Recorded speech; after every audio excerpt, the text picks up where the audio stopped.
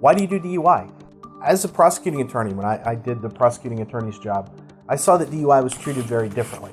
DUI is treated as a very harsh, very important crime for the criminal justice system to attack, justifiably, understandably. But I also saw that it was impactful in ways that other cases were not. It does attack a lot of your fundamental rights to be accused of an OVI. You have a right to travel that is restricted. Your Second Amendment right to bear arms can be impacted because if you have a CCW, it can elevate the offense or they can take your gun away from you. Third Amendment is the right to quarter soldiers, and while we don't think of the Third Amendment very often, you can be put on a monitor where essentially there's a police officer living in your house on a scram unit, on a bracelet. In my mind, the same as having somebody living with you and watching you all the time. Obviously, we know about the Fourth Amendment. The Fourth Amendment has been under attack since the war on drugs, the war on drunk driving has taken place, and we've seen a diminution in our rights to privacy across the board, a lot of that stemming from DUI enforcement. Your Fifth Amendment right to incriminate yourself is very impacted because you don't have a right to speak to an attorney prior to taking a test. You don't have the right to talk to an attorney often before you're asked to take roadside tests, and you don't know what your rights are.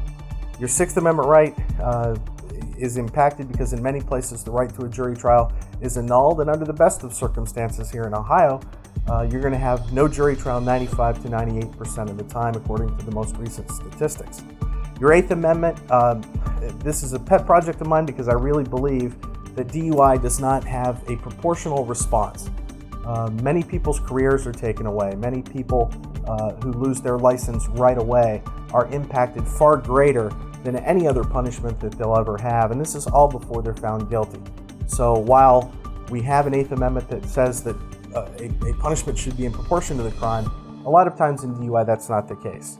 And finally, we see the 10th Amendment impacted because the federal government has basically taken over the enforcement of OVI through the NHTSA, National Highway Traffic Safety Administration, and they withhold traffic funds, which are a major source of revenue for the state if the state does not do what they want when it comes to DUI enforcement.